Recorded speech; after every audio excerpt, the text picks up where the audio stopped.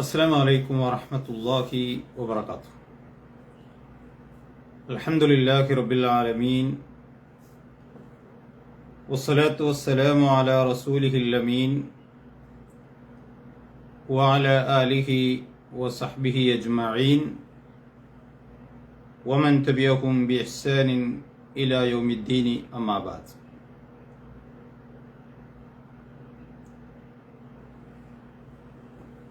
ദർസുൽ ഖുർആനിൻ്റെ പ്രതിവാര ക്ലാസിൻ്റെ 211 ക്ലാസ്സാണ് ഇന്ന് നമ്മൾ എടുക്കുന്നത്. വിശുദ്ധ ഖുർആനിലെ 66 അധ്യായം സൂറത്തു തഹരീമിലെ 1 മുതൽ 7 വരെയുള്ള ആയത്തുകളാണ് കഴിഞ്ഞ 3 ക്ലാസുകളിലായി നമ്മൾ വിശദീകരിച്ചത്. പ്രസ്തുത അധ്യായത്തിലെ 8ാമത്തെ ഒരായത്താണ് ഇന്ന് വിശദീകരിക്കാൻ ഉദ്ദേശിക്കുന്നത്. നമ്മൾ പലതവണ സൂചിപ്പിച്ച പോലെ വിശുദ്ധ ഖുർആനിൻ്റെ നേർക്കുനേരെയുള്ള അർത്ഥവും അതിൻ്റെ വളച്ചുകെട്ടില്ലാത്ത വിശദീകരണവും വളരെ ലളിതമായി പഠിക്കുകയും ജീവിതത്തിൽ പ്രാവർത്തികമാക്കുകയും ചെയ്യുക എന്ന ഉദ്ദേശത്തോടു കൂടിയാണ് നമ്മൾ ഈ ക്ലാസ് ആരംഭിച്ചിട്ടുള്ളത്. അള്ളാഹുവിൻ്റെ അനുഗ്രഹത്താൽ സൂറത്തു നാസ് മുതൽ സൂറത്തു തഹരീമിലെ 8ാമത്തെ ആയത്ത് ഇന്ന് നമ്മൾ വിശദീകരിക്കുമ്പോൾ 211ാമത്തെ ക്ലാസ്സാണ് നമ്മൾ കേട്ടുകൊണ്ടിരിക്കുന്നത്. തീർച്ചയായും ഈ ചെറിയ അധ്യായങ്ങളുടെ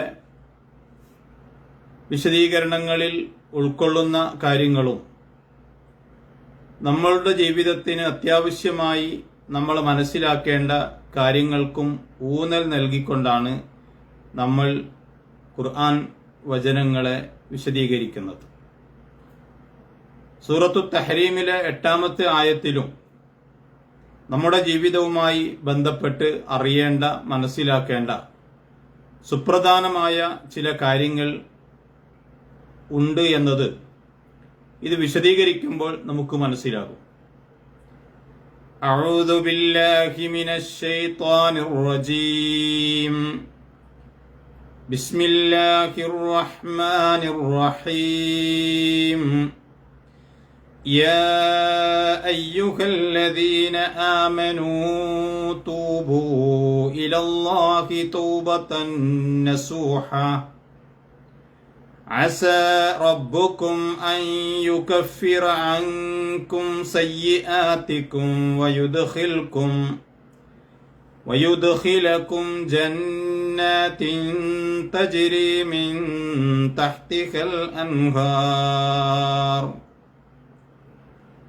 يوم لا يخزي الله النبي والذين آمنوا معه نورهم يسعى بين أيديهم وبأيمانهم يقولون ربنا أتمم لنا نورنا واغفر لنا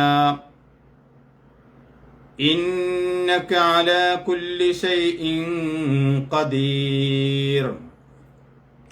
ഈ ഒരു ആയത്ത് മാത്രമാണ് ഇന്ന് നമ്മൾ വിശദീകരിക്കുന്നത്. ഈ ആയത്തിലെ ആദ്യ ഭാഗം യാ അയ്യുഹല്ലദീന ആമനു തൂബു ഇലല്ലാഹി തൗബതൻ നസൂഹ, ഇതാണ് നമ്മൾ ആദ്യം വിശദീകരിക്കുന്നത്. അതിന്റെ നേർക്കുനേരെയുള്ള അർത്ഥം യാ അയ്യുഹല്ലദീന ആമനു, ഹേ സത്യവിശ്വാസികളെ. അപ്പൊ അഭിസംബോധന ചെയ്യുന്നത് ആരെയെന്ന് നമ്മൾ എപ്പോഴും പ്രത്യേകം ശ്രദ്ധിക്കേണ്ടതുണ്ട്. നമ്മളെ ആകുമ്പോൾ അല്ലെങ്കിൽ സത്യവിശ്വാസികളെ ആകുമ്പോൾ കൂടുതൽ അതിന് ശ്രദ്ധ കൊടുക്കാനും അതിനെക്കുറിച്ച് ചിന്തിക്കുവാനും നമ്മൾ ബാധ്യസ്ഥരാണ്. അപ്പൊ യാ അയ്യുഹല്ലദീന ആമനു, സത്യവിശ്വാസികളെ അഭിമുഖീകരിച്ചുകൊണ്ട് പടച്ചവൻ പറയുന്ന കാര്യം, തൂബു ഇലല്ലാഹി, നിങ്ങൾ അള്ളാഹുവിലേക്ക് പശ്ചാത്തപിച്ചു മടങ്ങുക. തൗബത്തൻ നസൂഹ, ആത്മാർത്ഥമായ പശ്ചാത്താപം. അപ്പൊ ഈ ആദ്യ ഭാഗത്ത് നമ്മൾക്ക് മനസ്സിലാക്കാനുള്ള ഏറ്റവും പ്രധാനപ്പെട്ട 3 കാര്യങ്ങളുണ്ട്. അതിൽ ഒന്നാമത്തെ കാര്യം, ഈ ആയത്ത് അഭിസംബോധന ചെയ്യുന്നത് സത്യവിശ്വാസികളാണല്ലോ. അവരോടാണ് നിങ്ങൾ ആത്മാർത്ഥമായ പശ്ചാത്താപം നടത്തണം എന്ന് പറയുന്നത്. അപ്പൊ അതിൽ നിന്ന് മനസ്സിലാക്കാവുന്ന ഒരു കാര്യം, സത്യവിശ്വാസികളിൽ തെറ്റുകളും കുറ്റങ്ങളും ഒക്കെ സംഭവിക്കും. അഥവാ അവർ പാപമുക്തരോ അല്ലെങ്കിൽ മഅസൂമീങ്ങളോ അല്ല. അവർ സത്യവിശ്വാസികളാണ്, അള്ളാഹുവിൽ വിശ്വസിക്കുന്നവരാണ്, അവൻ കൽപ്പിച്ച കാര്യങ്ങൾ ചെയ്യുന്നവരാണ്. എങ്കിലും അവരിലും ചിലപ്പോഴൊക്കെ തെറ്റുകളോ അല്ലെങ്കിൽ പാപങ്ങളോ നീചകൃത്യങ്ങളോ സംഭവിക്കാനിടയുണ്ട് എന്നതാണല്ലോ അവരോട് പശ്ചാത്തപിക്കാൻ പറയുമ്പോൾ അവിടെ നിന്ന് നമുക്ക് മനസ്സിലാകുന്ന ഏറ്റവും പ്രധാനപ്പെട്ട ഒരു കാര്യം. അപ്പൊ ചിലപ്പോഴൊക്കെ അവരിൽ പാപങ്ങളും അകൃത്യങ്ങളും സംഭവിച്ചേക്കാം. അതിനർത്ഥം അത് മായ്ച്ചു കളയാൻ പോംവഴികളില്ല എന്നല്ല. അള്ളാഹുവിന്റെ കാരുണ്യമായി അതിനുള്ള വഴിയും അവൻ ഏർപ്പെടുത്തിയിട്ടുണ്ട്. അതാണ് രണ്ടാമത്തെ കാര്യം. അപ്പൊ ഇവിടെ ഒന്നാമത്തെ കാര്യം, സത്യവിശ്വാസികളിൽ അവർ പാപങ്ങൾ ചെയ്യാത്തവരല്ല. അത് നമുക്ക് നൽകുന്ന ഒരു ആശ്വാസമാണ്. നമ്മളിൽ എത്ര നമ്മൾ ശ്രദ്ധിച്ചാലും സൂക്ഷ്മത പാലിച്ചാലും തെറ്റുകളും കുറ്റങ്ങളും ഒക്കെ സംഭവിക്കും. മഹാനായ നബി സല്ലല്ലാഹു അലൈഹി വസല്ലമയുടെ ഒരു വചനത്തിൽ നമുക്ക് കാണാൻ കഴിയും, കുല്ലു ബനി ആദമ ഖത്താഉൻ വഖൈറുൽ ഖത്താഈന അത്തവാബുൻ. എല്ലാ മനുഷ്യരിലും പാപങ്ങൾ സംഭവിക്കും, അല്ലെങ്കിൽ അവർ തെറ്റുകൾ ചെയ്യും. പക്ഷെ അവരിൽ ഏറ്റവും നല്ല ആളുകൾ പശ്ചാത്തപിക്കുന്നവരാണ്. അപ്പൊ അവിടെയും മനുഷ്യരിലെല്ലാം പൊതുവെ തെറ്റുകൾ സംഭവിക്കും. അങ്ങനെയുള്ള ഒരു പ്രകൃതമാണ് അവരുടേത്. ഇവിടെ സത്യവിശ്വാസികളെ പ്രത്യേകമായി അള്ളാഹു വിളിച്ചു പറയുന്നതും അതുതന്നെയാണ്. ഖുർആനിലെ സൂറത്ത് ആലി ഇംറാനിലെ 139 ആയത്തിൽ സത്യവിശ്വാസികളുമായി ബന്ധപ്പെട്ട് ചില കാര്യങ്ങൾ പറയുമ്പോൾ അള്ളാഹു അവിടെ പറയുന്ന ഒരു കാര്യം എന്താ അറിയോ? വല്ലദീന ഇദാ ഫഅലൂ ഫാഹിശതൻ ഔ ളലമൂ അൻഫുസഹും ദക്കറുല്ലാഹ ഫസ്തഗ്ഫറൂ ലിദുനൂബിഹിം. അവിടെ പറയുന്ന എന്താ അറിയോ? വല്ലദീന ഇദാ ഫഅലൂ ഫാഹിശതൻ. ഈ സത്യവിശ്വാസികൾ എന്ന് പറഞ്ഞാല് അവരിൽ എന്തെങ്കിലും ഒരു നീചകൃത്യം അവർ പ്രവർത്തിച്ചാൽ അല്ലെങ്കിൽ അവർ ചെയ്തു പോയാൽ ദക്കറുല്ലാഹ, അവർ അള്ളാഹുവിനെ കുറിച്ച് അവർക്ക് ഓർമ്മ വരും, അല്ലെങ്കിൽ അവർക്ക് അള്ളാഹുവിനെ അവർ സ്മരിക്കും. അങ്ങനെ സംഭവിച്ചു പോയാൽ അങ്ങനെ എന്തു ചെയ്യും? ഫസ്തഗ്ഫറൂ ലിദുനൂബിഹിം. അവരുടെ ആ സംഭവിച്ചു പോയ തെറ്റുകൾക്ക്, പാപങ്ങൾക്ക് അവർ ഇസ്തിഗ്ഫാർ, പാപമോചനം നടത്തും. അപ്പൊ സത്യവിശ്വാസികളിൽ തെറ്റുകൾ സംഭവിക്കുമെന്നും സംഭവിച്ചു പോയാൽ അവർ അതിൽ നിന്ന് അള്ളാഹുവിനോട് പശ്ചാത്തപിക്കും എന്നത് അവരുടെ ഒരു വിശേഷണമായി അള്ളാഹു നമ്മൾക്ക് സൂറത്ത് 3-ാം അധ്യായം 135 വചനത്തിൽ നമുക്ക് പറഞ്ഞു തരുന്ന ഒരു കാര്യമാണ്. അപ്പൊ ഈ ആദ്യ ഭാഗത്തുള്ള ഒന്നാമത്തെ കാര്യം ഇതാണ്. രണ്ടാമത്തേത് ഇപ്പൊ നമുക്കറിയാം, രണ്ടാമത്തെ കാര്യം തൗബയുമായി ബന്ധപ്പെട്ടാണ്. സത്യവിശ്വാസികളെ അഭിസംബോധന ചെയ്യുന്നു, എന്നിട്ട് അവരോട് പറയുന്നു തൂബു ഇലല്ലാ, നിങ്ങൾ അള്ളാഹുവിലേക്ക് പശ്ചാത്തപിക്കുക. അപ്പൊ ഒരു കാര്യം വ്യക്തമാണ്, പശ്ചാത്തപിക്കാൻ പറയുന്നവൻ അള്ളാഹുവാണ്. ആ പശ്ചാത്താപം ആരോടാണ്? ഏതെങ്കിലും വ്യക്തികളോടോ ശക്തികളോടോ അല്ല, അല്ലെങ്കിൽ ഏതെങ്കിലും ശവകുടീരങ്ങളിലല്ല, കല്ലുകളോടല്ല, പ്രതിമകളോടല്ല, അള്ളാഹുവിനോടാണ്. അള്ളാഹുവിനോടാണ്. അതുകൊണ്ട് തൂബു ഇലല്ലാ, നിങ്ങൾ അള്ളാഹുവിലേക്ക് പശ്ചാത്തപിക്കുക. അപ്പൊ പശ്ചാത്താപം അല്ലെങ്കിൽ ഇസ്തിഗ്ഫാർ നടത്തേണ്ടത് അള്ളാഹുവിനോടാണ്, പ്രവാചകന്മാരോടല്ല, ഔലിയാക്കളോടല്ല, സ്വാലിഹീങ്ങളോടല്ല. മറിച്ച് എല്ലാവരുടെയും സൃഷ്ടാവായ അള്ളാഹുവിനോടാണ്. നേരത്തെ നമ്മൾ പറഞ്ഞ 3-ാം അധ്യായത്തിലെ 139-ാമത്തെ ആയത്തിൽ അള്ളാഹു അതിന്റെ ബാക്കിയായി ഇങ്ങനെ പറയുന്നുണ്ട്, വമൻ യഗ്ഫിറു ദുനൂബ ഇല്ലല്ലാഹ്, വമൻ യഗ്ഫിറു ദുനൂബ ഇല്ലല്ലാഹ്, അല്ലാഹ് അല്ലാതെ പാപങ്ങളെ പൊറുക്കാൻ ആരാണുള്ളത്? അപ്പൊ അള്ളാഹു അല്ലാതെ പാപങ്ങളെ പൊറുക്കാൻ മറ്റൊരാളുമില്ല. പലപ്പോഴും മനുഷ്യർ അല്ലെങ്കിൽ മുസ്ലിങ്ങളിൽപ്പെട്ട പല ആളുകളും പ്രവാചകന്മാരോട് പാപം പൊറുക്കാൻ ആവശ്യപ്പെടാറുണ്ട്. ഇർതകബതു അലൽ ഖതാ ഗൈറ ഹസ്രിൻ വഅദദ് ലക അഷ്കൂ ഫീഹി യാ സയ്യിദി ഖൈറൻ നബി എന്ന് പറയുന്ന ബെയ്ത്തുകൾ പലപ്പോഴും നമ്മൾ പല ആളുകളും ചൊല്ലാറുണ്ട്. അതിൽ പറയുന്നത് എന്താ അറിയോ? ഒരുപാട് പാപങ്ങൾ ഞാൻ ചെയ്തിരിക്കുന്നു, ഗൈറ ഹസ്രിൻ വഅദദ്, എണ്ണി തിട്ടപ്പെടുത്താനാകാത്ത അത്രയും പാപങ്ങൾ ഞാൻ എന്റെ ജീവിതത്തിൽ ചെയ്തു പോയിട്ടുണ്ട്. ലക അഷ്കൂ ഫീഹി യാ സയ്യിദി ഖൈറൻ നബി, നബിമാരിൽ ഉത്തമരായ നേതാവായിട്ടുള്ള പ്രവാചകരെ, നിങ്ങളോട് ഞാനിതാ ആവലാതി ബോധിപ്പിക്കുകയാണ്. അത് നബി സല്ലല്ലാഹു അലൈഹി വസല്ലമ പഠിപ്പിച്ചതോ പറഞ്ഞതോ അല്ല. നബി തിരുമേനി പറഞ്ഞത് എന്താ? യാ അയ്യുഹന്നാസ് തൂബൂ ഇലല്ലാഹി വസ്തഗ്ഫിറൂ. ഹദീസിൽ അള്ളാഹുവിന്റെ പ്രവാചകൻ പറയാ, ഏ ജനങ്ങളെ, നിങ്ങൾ അള്ളാഹുവിനോട് പശ്ചാത്തപിക്കുക, അവനിലേക്ക് പാപമോചനം തേടുക എന്ന്. ഖുർആൻ പറയുന്നത് എന്താ? അല്ലാഹ് അല്ലാതെ പാപങ്ങളെ പൊറുക്കാൻ ആരാണുള്ളത്? എന്ത് വ്യക്തവും കൃത്യവുമായിട്ടാണ് ഖുർആനും നബി വചനങ്ങളും നമുക്ക് ഈ കാര്യം പറഞ്ഞു തരുന്നത്. പക്ഷേ പലപ്പോഴും ആളുകൾ അള്ളാഹു അല്ലാത്തവരോട് പാപമോചനത്തിനു വേണ്ടി തേടുന്നു. അത് ഇസ്ലാമിന് വിരുദ്ധമാണ്. നബി തിരുമേനിയോട് പോലും അത് ചെയ്യാൻ പാടില്ല എന്നാണ് നബി തിരുമേനി തന്നെ പഠിപ്പിച്ചിട്ടുള്ളത്. അപ്പൊ ഇവിടെ നമ്മൾ മനസ്സിലാക്കേണ്ട ഒരു കാര്യം, ഒന്നാമത്തേത് സത്യവിശ്വാസികളെ അഭിസംബോധന ചെയ്യുന്നു. രണ്ടാമത്തേത് അവരോട് തൗബ ചെയ്യാൻ, പശ്ചാത്തപിക്കാൻ ആവശ്യപ്പെടുന്നു. അപ്പൊ പശ്ചാത്താപം എന്നത് അള്ളാഹു അവന്റെ വലിയ കാരുണ്യമായി നമ്മൾക്ക് ഏർപ്പെടുത്തി തന്ന അവന്റെ അനുഗ്രഹമാണ്, അവന്റെ കാരുണ്യമാണ്. അതില്ലായിരുന്നുവെങ്കിൽ ഒരുപാട് പാപങ്ങൾ നമ്മുടെ ജീവിതത്തിൽ ചെയ്യുന്ന നമുക്കൊക്കെ ആരാണ് നമ്മുടെ പാപം പുറത്തു തരിക?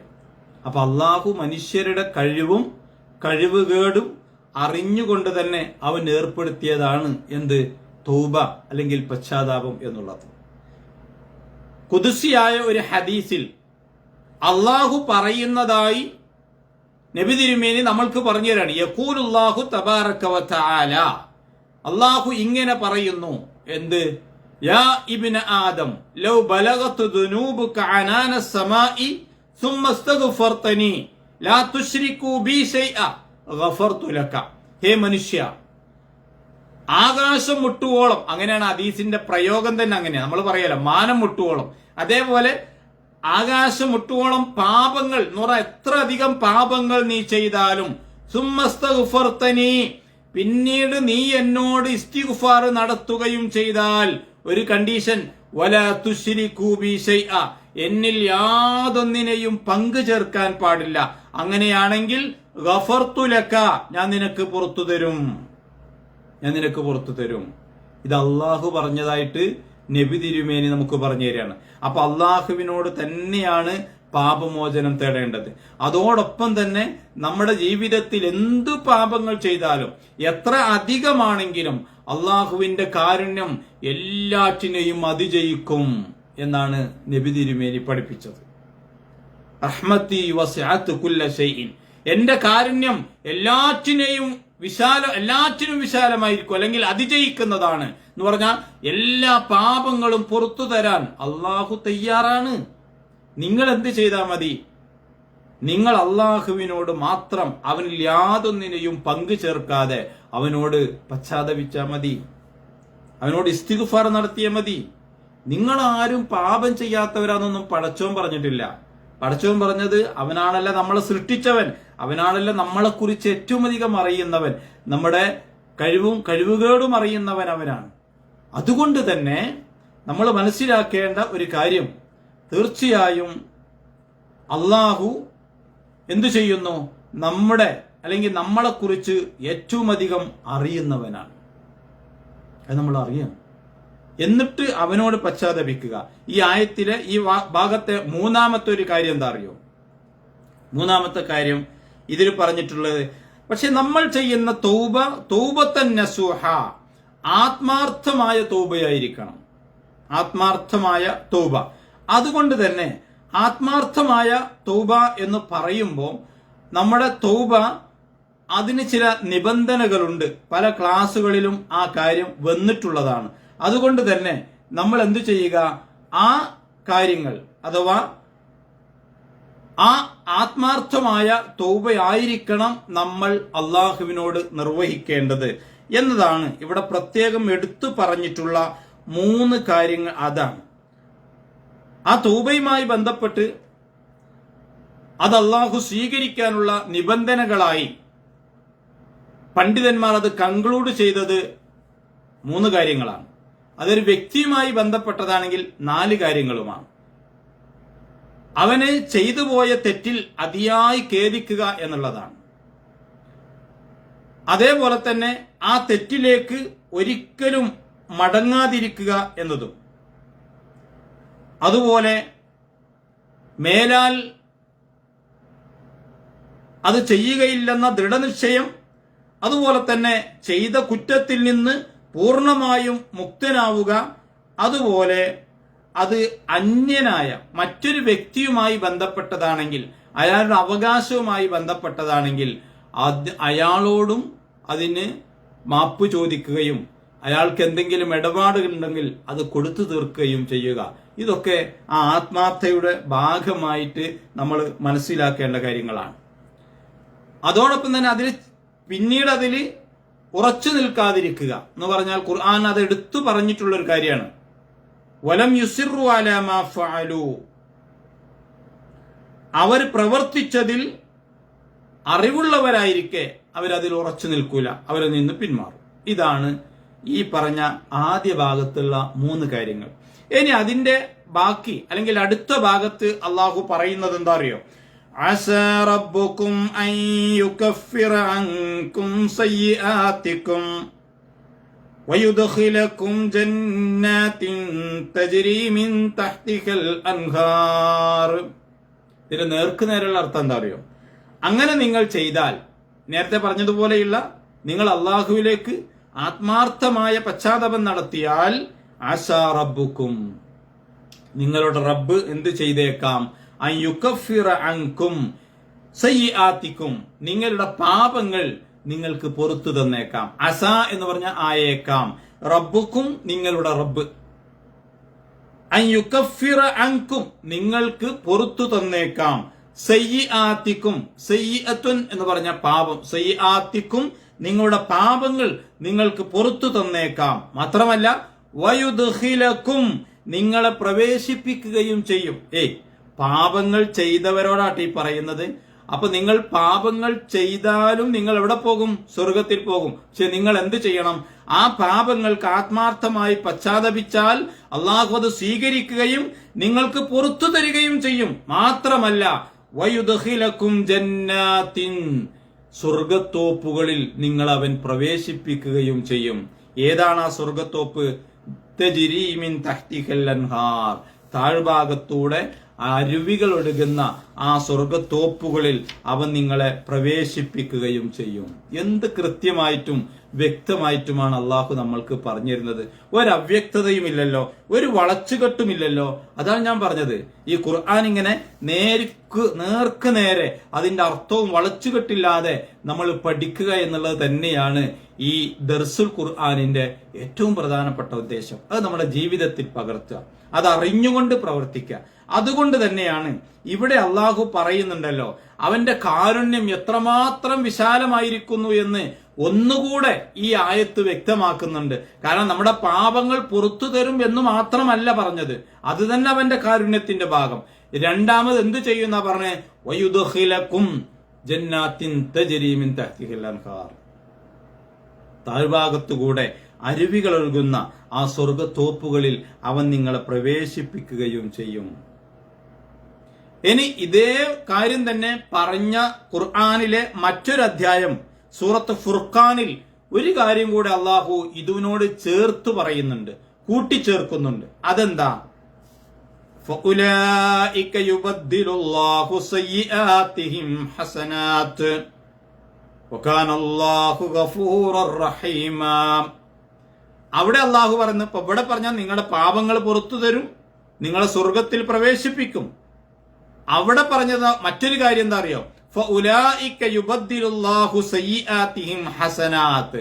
അങ്ങനെ ആത്മാർത്ഥമായി പശ്ചാത്തപിക്കുന്നവരുടെ പാപങ്ങൾ, തിന്മകൾ അള്ളാഹു നന്മകളാക്കി മാറ്റിക്കൊടുക്കും.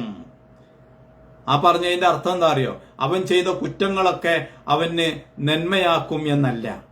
അതിനെ മുഫസ്സിരീങ്ങൾ വിശദീകരിച്ചിട്ടുണ്ട്. അതിന്റെ അർത്ഥം എന്താ അറിയോ?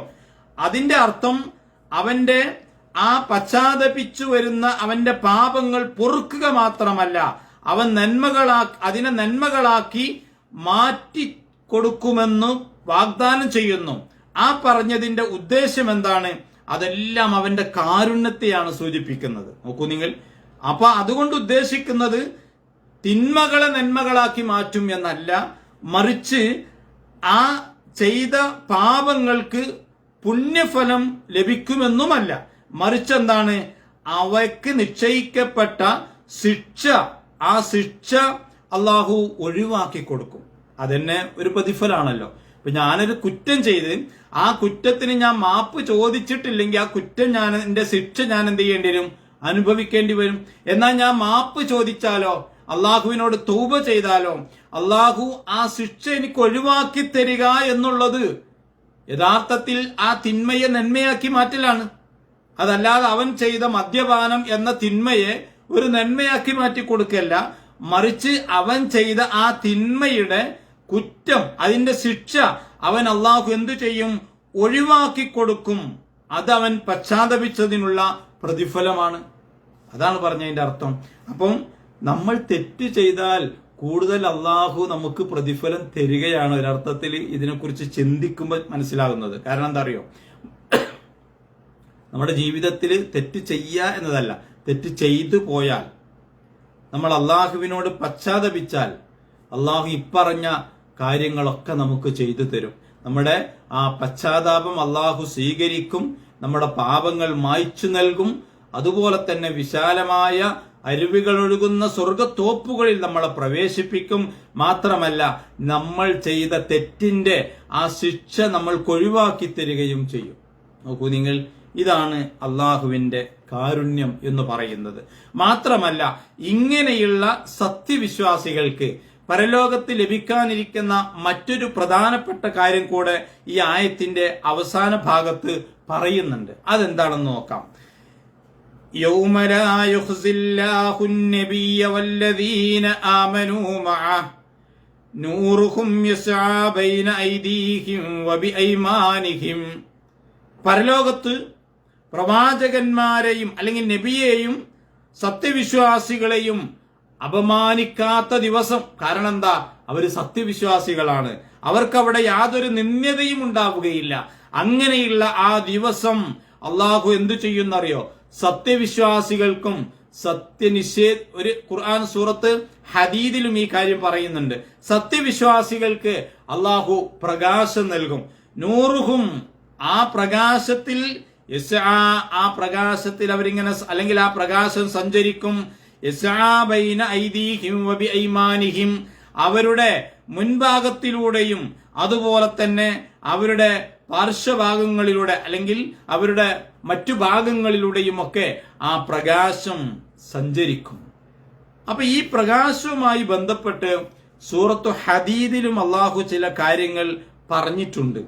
പരലോകത്ത് സത്യവിശ്വാസികൾക്ക് നൽകപ്പെടുന്ന പ്രകാശം എന്തായിരിക്കും എന്ന് കൃത്യമായി വിശദീകരിക്കാൻ നമുക്ക് സാധ്യമല്ല.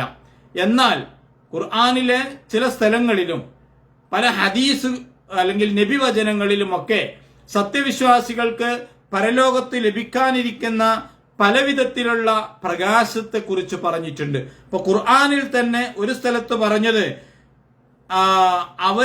അപ്പൊ അന്നേ ദിവസം മുഖങ്ങൾ പ്രസന്നമാകുന്നവരുണ്ട്, അതേപോലെ തന്നെ മുഖങ്ങൾ കറുത്തിരുണ്ടു പോകുന്നവരുമുണ്ട് എന്ന് ഒരു സ്ഥലത്ത് പറയുന്നുണ്ട്. സൂറത്ത് ഹദീദിൽ അല്ലാഹു പറയാ, യൗമ തറൽ മുഅ്മിനീന വൽ മുഅ്മിനാത്തി യസ്ആ നൂറുഹും ബൈന ഐദീഹിം വബിഐമാനിഹിം. അപ്പൊ യൗമ തറ, നീ കാണുന്ന ദിവസം. എന്ത്? സത്യവിശ്വാസികളെയും വിശ്വാസിനികളെയും. യസ്ആ നൂറുഹും, അവരുടെ പ്രകാശം സഞ്ചരിക്കുന്നുണ്ട്. ബൈന ഐദീഹിം, അവരുടെ മുൻഭാഗത്തിലൂടെ. അതുപോലെ തന്നെ വബിഐമാനിഹിം, അവരുടെ വലതുഭാഗത്തിലൂടെയും. അപ്പോ അങ്ങനെ പ്രകാശത്തെ കുറിച്ച് ഖുർആനിൽ ഒന്നിലധികം സ്ഥലങ്ങളിൽ പ്രതിപാദിക്കുന്നുണ്ട്. ചില ഹദീസുകളിൽ അവരുടെ വുളൂവിന്റെ ഭാഗങ്ങൾ പ്രകാശിക്കുന്നവരാണ്, അതുകൊണ്ട് നിങ്ങൾ വുളു എടുക്കുമ്പോൾ മുഖമൊക്കെ എന്ത് ചെയ്യണം? വളരെ വൃത്തിയായി, വളരെ വിശാലമായി തന്നെ അല്പം നീട്ടി അകറ്റിയൊക്കെ കഴുകണം എന്നൊക്കെ പറഞ്ഞതായിട്ട് കാണാം. അങ്ങനെയുള്ള പ്രകാശത്തിന്റെ ആളുകൾ എന്ന രൂപത്തിൽ പരലോകത്ത് അവരെ വിളിക്കപ്പെടും എന്നും കാണാം.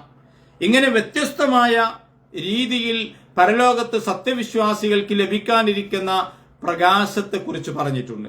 പക്ഷെ ഈ ആയത്തിൽ ഇവിടെ പ്രസ്താവിച്ചിട്ടുള്ള ആ പ്രകാശം ഏതാണ് അല്ലെങ്കിൽ എങ്ങനെയുള്ളതാണ് എന്ന് കൃത്യമായി നമുക്ക് വിശദീകരിക്കാൻ സാധിക്കുകയില്ല.